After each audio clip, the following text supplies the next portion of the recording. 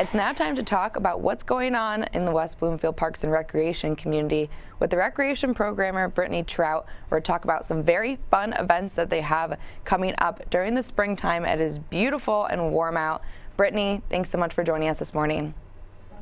Hi guys, thank you for having me. Excited to be here to talk about those fun spring events. So Brittany, could you first begin with telling us a little bit about your role in the West Bloomfield Parks and what your responsibilities are as the recreation programmer? Sure. So what I do here at WB Parks is I plan our events. So I know it says programmer in there, but in the Parks and Rec world, that means more so planning, and it doesn't really involve like computers as natural programmers really do. So some of those events I look over are like our daddy-daughter dances, our summer on the bank, which I'll be talking about today, and then all of our other special events that happen like Trick or Treat Trail, Letters to Santa. I watch over those, and I also coordinate with our volunteers for those events. And I also work with getting our food trucks for the different events. So that's kind of my role here at West Bloomfield Parks and what it means to be a recreation programmer in my shoes. So let's talk about that fun event happening this weekend. You guys are having your first ever mom-to-mom sale. It's going to be this weekend at Connect Center. Can you tell us a little bit about what that entails? Yeah, this is our first time having it, and our programmer Jess came up with a great idea because we just implemented community garage sales last year and they were a hit. And she wanted to bring a mom-to-mom sale that focused on all those goodies that, I mean, your kids grow so fast, so you need different supplies, and it's nice to upcycle and reuse things when the kids are just growing so fast and coming in and out. So she took on the task of implementing our mom-to-mom sale, which is at Connect, and it will be this Saturday. If you want to come, there is an admission fee. The early birds who want to get the first look and first picking, the admission fee is $3 per person. And then if you're coming after 9 o'clock, the admission fee would be $2. And if you have any kiddos under 18 coming to attend, they don't have any fee. So we have probably between, I think, 20 to 30 moms coming to set up a table and sell. So it's a really full space, and Connect is fun to walk in. It's a good space. So if you're looking for some new items for the kids, definitely come check us out. Brittany, could you give us a little bit of insight into some of those items that will be on sale there at the mom-to-mom sale? If someone has never been to a mom-to-mom sale before, I know a couple other places have had those. Can you tell us a little bit about some of the people that will be selling their items, and if it will be more winter clothing or if it will also be those spring and summer items that moms will be looking for?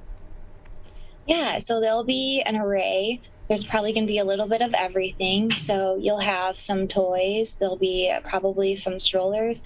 And I think a big ticket item is honestly going to be clothing. So the clothing will range. And I believe there was more of some winter things being ready to be passed on because we just finished up with the season. But I was told that we'll have some more of the spring and summer clothing there too. And again, it's really going to be an array of different categories because everyone has a different age that their kiddo has grown out of, that they're going to bring the items they no longer need for others to find a home and use for. And then Brittany, West Bloomfield Parks and Rec also has their upcoming Spring Fling Egg Hunt. Can you tell us what that is and a little bit more details about that? Yeah, our Spring Fling Egg Hunt is a super fun event. It's been off for 2 years, so we're going back to our original guy.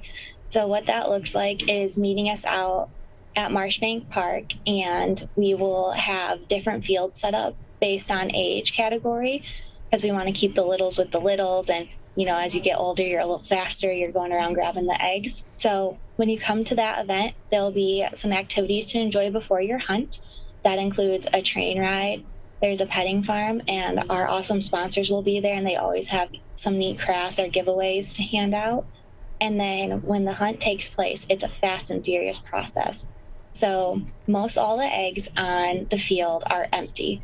The kiddos receive a goodie bag at the beginning of the event that has their good prizes in it already. So when they're going to do the hunt, they're collecting empty eggs right now, but they're also on the search for a golden egg. If the kiddo finds a golden egg, then they're able to turn the golden egg in for a bigger prize. What we do with those empty plastic eggs is we recycle them. We are really trying to focus on our green initiative here at WB Parks, and Egg Hunt is one of the events that we had implemented in previous years to reuse plastic eggs to help create less waste, and also just to keep it more of a fair playing field for all the kiddos involved. And that being said, the age range for Egg Hunt can go from toddler age, which is 1 to 2 year olds, and then 3 and 4 year olds have a separate division, and then 5 to 7 year olds have a different field division too. So that's how our age is broken out. But then for anyone who is 8 and up, we highly recommend our flashlight egg hunt, and those have filled eggs in them, and the kiddos go around in the dark. We ask to bring a flashlight. They still get a goodie bag that has prizes in them, but they get to go around and hunt for the eggs in the dark. And those ones do have a filled prize that they take home with them at the end of the night.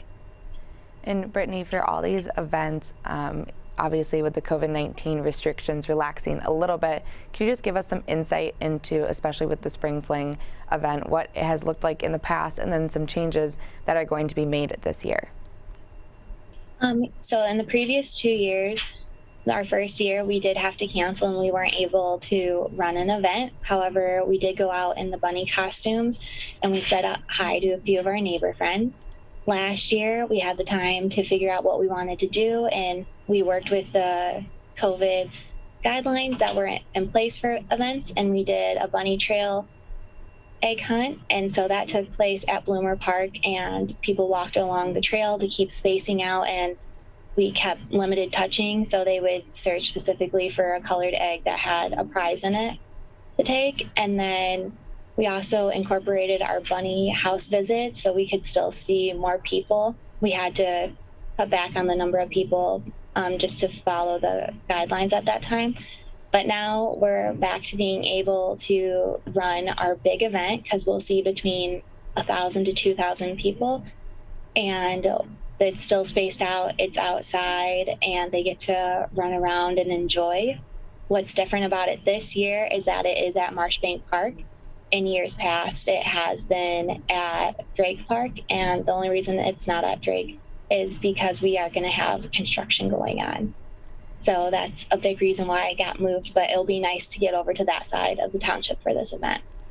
Brittany, as we wrap up, you guys also have some volunteer opportunities for the spring and summer. Can you give us a little bit of insight into those volunteer opportunities and how one can sign up to be a volunteer? Definitely. So our volunteer opportunities kind of go one or two ways. We always need help typically at our events. And so for like Egg Hunt, our Earth Day coming up on April 19th, we will have volunteers who will help greet. They will run activity stations, help us with setup, and also breakdown for that event. So you get to see behind the scenes of how an event works. And for anyone looking, A, just to spend some time out in the community, B, if you're looking for volunteer hours, and then C, if you just want to get out and about, we're definitely a good place to come look for. And if you're not up for really working in the public, we also need help typically stuffing our bags. So Egg Hunt is another great example. Our trick or treat trail, we stuff the bags ahead of time. So that will be working on an assembly line, typically inside, and you make up your time when you can come in. But to find out where these volunteers opportunities are, you can go to wbparks.org and go to info, and there'll be a drop-down option to click on volunteer, and all our volunteer hours are posted there. You can also call our front desk, and you can ask to speak to Brittany, or that you're interested in learning more about volunteering too. Well, Brittany, we appreciate you coming on the Splash Live and joining us this morning and telling us about some of those great events that you guys have going on at West Bloomfield Parks. Thank you guys so much for having me.